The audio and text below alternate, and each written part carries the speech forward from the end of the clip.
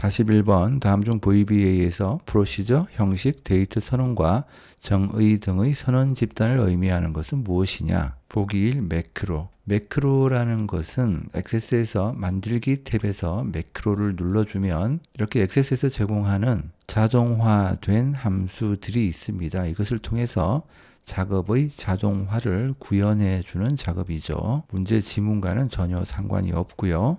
정답은 2번 모듈이라는 것이 되겠습니다. 모듈이라는 것은 이렇게 미리 만들어 두었는데요.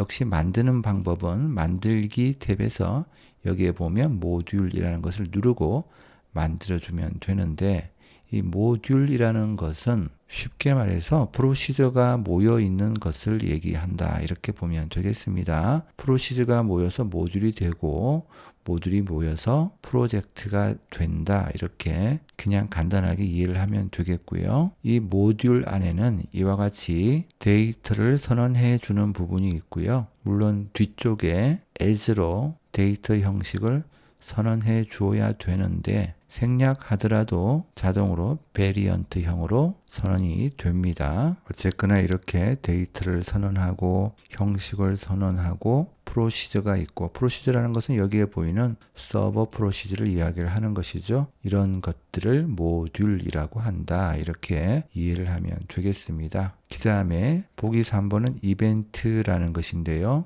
이벤트라는 것은 예를 들어서 폼을 디자인 보기로 열어보면 이렇게 폼 안에 있는 어떤 개체를 선택할 수 있고요. 예를 들어서 텍스트 상자를 선택했다라고 할 때 이벤트라는 탭에 보면 온 클릭부터 이렇게 이벤트라는 것이 있죠. 말뜻 그대로 온 클릭은 마우스를 클릭하면 일어나는, 온갓 포커스는 커서를 가지면 혹은 커서를 잃으면 어떤 일이 발생한다, 이런 이야기가 되겠죠. 어떤 일이라는 것은 여기에서 우리가 이벤트 프로시저라는 것을 작성을 해주게 되면 바로 여기에 작성한 코드대로 어떤 이벤트 일이 발생하겠죠. 그 다음에 보기 4번은 폼이고요. 폼은 여기에서 보는 것처럼 이 폼의 레코드 원본이라는 것이 지정이 되면 커스터머라는 테이블이 레코드 원본으로 지정이 되었죠. 이렇게 하게 되면 이 폼에는 원본의 데이터를 열람할 수도 있고, 폼 보기를 통해서 살펴보게 되면 이곳에 직접 입력, 수정, 삭제도 할 수 있는 데이터베이스 개체 중에 하나를 의미하게 됩니다. 따라서 정답은 2번 모듈이 되겠습니다. 그 다음에 42번 다음 중 SQL문에서 사용되는 연산식과 그 결과값이 옳지 않은 것은 무엇이냐? 우선 SQL문은 생각하지 말고요. 이 연산식대로 결과값이 옳은지만 살펴보면 되겠습니다. 보기 1번이 잘못되었는데요. 연산식을 이렇게 하게 되면 결과값이 3이 나온다라고 했는데, 실제로 액세스에서 이렇게 연산식을 세우고 폼 보기를 해보면 12라는 결과값이 나오는 것을 볼 수 있습니다. 자, 이렇게 된 이유는 이 AND라는 것은 문자를 결합해 주는 역할을 하게 됩니다. 큰 따옴표가 있든 없든 어쨌거나 결과는 1이라는 글자 문자와 2라는 글자 문자를 결합시켜 준다, 합쳐 준다, 이렇게 이해를 하면 되겠습니다. 그 다음 똑같이 보기 2번에 입력해 둔 게 있으니까 바로 여기를 보면 되겠죠. 여기에 있는 모드라는 함수는 나머지를 구해주는 함수이고요. 3을 3으로 나누게 되면 나머지가 없겠죠. 딱 떨어지겠죠. 따라서 결과값은 0이 나올 것이고요. 그 다음에 보기 3번은 여기 이 부분 연산자는 같지 않다라는 뜻이고요. AND라는 것은 두 개의 조건식이 모두 참일 때만 참이 됩니다. 1과 2가 같지 않다, 참이죠. 3이 3보다 크다, 크거나 같다 혹은 같다라고 해야지 그냥 크다라고 하면 잘못되었죠. 거짓이죠. 그렇다면 이 결과는 하나는 참이고 하나는 거짓이니까 당연히 거짓이 되겠죠. 이렇게 0이라는 결과값이 나왔습니다. 0이라는 결과값이 나오니까 의아할 수 있는데요. XSS는 true는 -1이라는 결과값이 나오고 false, 거짓은 0이라는 결과값이 나옵니다. 따라서 거짓을 의미하는 0이라는 결과값이 나왔고요. 그 다음에 네 번째 보기를 보면 1 and 2라고 되어 있는데요. 이렇게 논리 판단이 없이 되어 있을 때는 그냥 true가 됩니다. 여기에 1이 아니라 뭐 바보라고 입력을 하더라도 논리 판단이 없기 때문에 그냥 그대로 참이다라고 판단을 하게 됩니다. 따라서 여기에 결과값은 참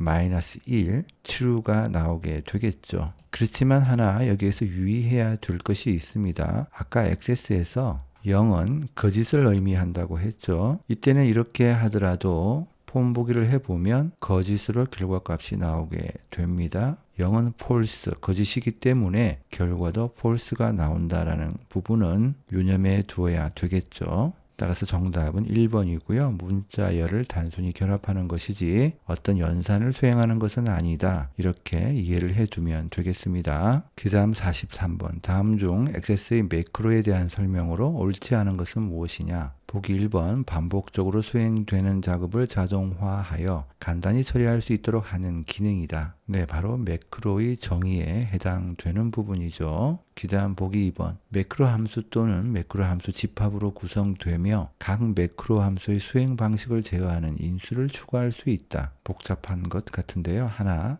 만들어 보면 바로 알 수 있습니다. 이렇게 매크로라는 것을 만들 수 있다라고 했고요. XSS는 매크로를 주어진 자동화 함수를 통해서 만들 수 있다라고 했죠. 예를 들어서 폼을 열 수 있습니다. 오픈 폼이라는 매크로를 통해서 열 수 있고요. 이 매크로 함수의 수행 방식을 제어할 수 있는 인수를 여기 추가할 수 있죠. 예를 들어서 아무 폼이나 여는 것이 아니라 이런 ageCut이라는 폼을 열 수 있도록 인수를 추가할 수 있습니다. 그 다음 이렇게 예를 들어서 이번에는 윈도우 창을 닫을 수 있게 폼도 닫을 수 있겠죠. close window라는 것을 지정을 해 주고요. 여기에서 폼을 지정해 주게 되면 폼을 닫아 줄 것이고요. 여기서 다시 메시지 창을 뿌려줄 수 있게 메시지 박스를 지정해 줄 수도 있겠죠. 자, 이렇게 지정을 한 다음에 그룹 블록 만들기로 아래에 있는 매크로를 정의해 주게 되면 이런 식으로 매크로 자체가 함수 집합으로 구성이 될 수도 있겠죠. 아래쪽에 있는 이 매크로를 끌어서 이 그룹에 추가를 해주면 되겠습니다. 이렇게 추가를 해주면 되겠죠. 순서도 역시 바꿀 수 있어요. 이렇게 순서도 바꿔주면 됩니다. 그 다음 보기 3번 매크로를 이용해서 폼을 열고 닫거나 메시지 박스를 표시할 수도 있다. 이렇게 똑같이 폼을 열고 닫고 메시지 박스를 표시하도록 매크로를 구현해 보았죠. 옳지 않은 것은 보기 4번인데요. 매크로는 주로 컨트롤의 이벤트에 연결해서 사용하며 폼 개체 내에서만 사용할 수 있다라고 했는데요. 예를 들어서 테이블을 디자인 보기를 열게 되면 이렇게 데이터 매크로 만들기라는 것이 나옵니다. 따라서 테이블에서도 매크로를 사용할 수 있고요. 그 다음에 보고서에서도 보고서에 있는 개체에 이렇게 이벤트라는 곳에 내가 만들어둔 매크로가 있다면 여기에 이렇게 지정을 해주면 됩니다. 지금은 만들어둔 매크로가 없는데요. 앞에서 우리가 만들어 두었던 이 매크로를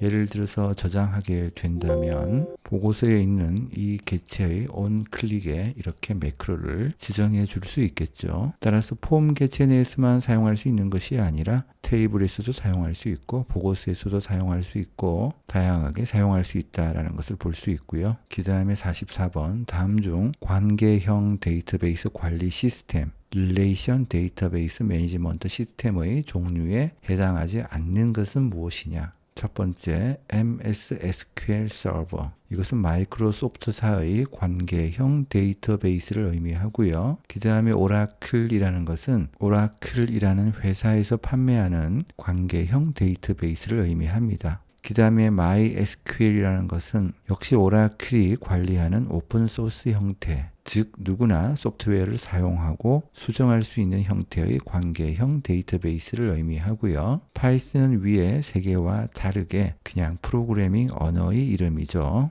따라서 4번이 정답입니다. 그 다음에 45번 다음 중 릴레이션에 대한 설명으로 옳지 않은 것은 무엇이냐? 보기 1번 한 릴레이션에 포함된 튜플의 수를 인스턴스라 한다. 자, 우선 릴레이션은 테이블, 표를 생각하면 됩니다. 튜플이라는 것은 릴레이션의 한 행을 구성하는 속성들의 집합인데 그냥 테이블의 행이다 이렇게 생각하면 편하겠죠. 자, 이런 튜플의 수를 카디널리티라고 합니다. 인스턴스가 아니죠. 인스턴스는 릴레이션 인스턴스를 말하는 것으로 튜플들의 집합점으로 이해하면 되겠습니다. 이것은 중요한 부분이니까 나머지 보기들도 다 읽어볼게요. 보기 2번은 연관된 속성의 집합으로 관계형 모델에 쓰는 테이블을 의미한다. 위에서 얘기를 했고요. 그 다음에 한 릴레이션을 구성하는 속성들 사이에는 순서가 없다. 속성이라는 것은 릴레이션을 구성하는 각 열이라고 생각하면 됩니다. 이런 열 속성들 사이에는 순서가 없습니다. 그 다음에 보기 4, 한 릴레이션에 포함된 튜플을 유일하게 식별하기 위한 속성들의 부분 집합을 키로 설정한다. 여기서 키는 프라이머리 키, 기본 키를 얘기하겠죠. 기본 키를 통해서